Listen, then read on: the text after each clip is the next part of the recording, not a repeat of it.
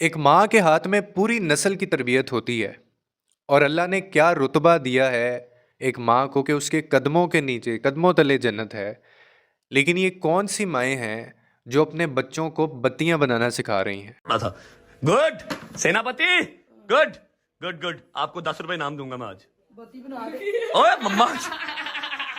बल्कि ना सिर्फ सिखा रही हैं बल्कि उनको बना कर दिखा रही हैं। और जब एक माँ ऐसा करती है तो उसका जो बच्चा है, उसका जो बेटा है, वो आगे से हंसता है और वो लोगों को दिखा रहा है।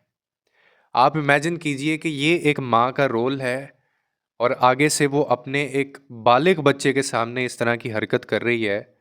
ये वो हरकत है जो आप और मैं करते हुए भी शायद 10 दफ़ा सोचेंगे।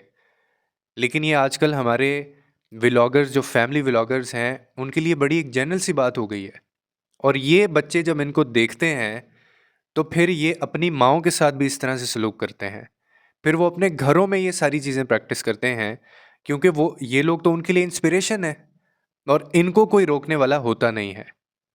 इन लोगों को शर्म नहीं आती कि कोई भी ये जो हरकत इस तरह की करते हैं, मतलब एक माँ से तो चलो ये चीज़ एक्सपेक्ट नहीं की जा सकती थी। आप अंदाज़ा लगा लीजिए फिर उसकी तरबियत का, आप अंदाज़ा लगा लीजिए उनके घर के माहौल का, आप अंदाज़ा लगा लीजिए उनकी अपनी तरबियत का। जहाँ पे माँओं का काम था इखलाकियात सिखाना, अपने बच्चों को दीन की तालीम देना, अपने बच्चों को एथिक्स के ऊपर बात करना, वहाँ पे जब माएँ ही बत्तियाँ बनाना शुरू कर दें और बाकायदा अपने बच्चों के सामने वो इसको डेमोन्स्ट्रेट करके दिखा रही हों, तो आप फिर अंदाज़ा लगा लीजिए कि ये जो मुआशरा है वो किस कदर तबाही के उस एक स्टेक के ऊपर है कि जहाँ पे इसी तरह के बच्चे आप आगे आपके आ सकते हैं और इसी तरह की नस्लें और इसी तरह की जनरेशन आगे आ सकती है। और जब इनसे ये पूछा जाता है कि ये क्या हरकत थी, तो आगे से फिर ये कहते हैं कि हम अपनी माँ के साथ शुगर लगा रहे थे।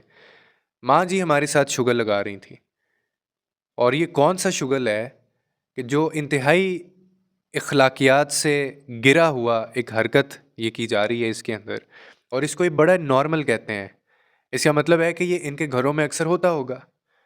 लेकिन सवाल ये नहीं है, सवाल ये है कि क्या आप अपने घरों के अंदर ये सब कुछ होता देख सकते हैं, आप बर्दाश्त करेंगे? क्योंकि आपके बच्चे यही सीख रहे हैं और अनफॉर्चुनेटली ये यही कुछ सिखा सकते हैं, क्योंकि अपने मुंह से ये लोग कहते हैं कि हमारे पास इस तरह का बहुत ज़्यादा कंटेंट है। हमें सोचना ही नहीं पड़ता कि हमें किस कंटेंट के ऊपर बात करनी है। हम सुबह उठते हैं और रात को 12 बजे तक बिस्तर पे जाने से पहले तक हमारा मोबाइल जो है वो हमारा कंटेंट होता है। ये आपने डिसाइड करना है कि आपने अपने बच्चों को किस तरफ लेके जाना है। अफ़सोस किया जा सकता है इनके ऊपर और कुछ नहीं।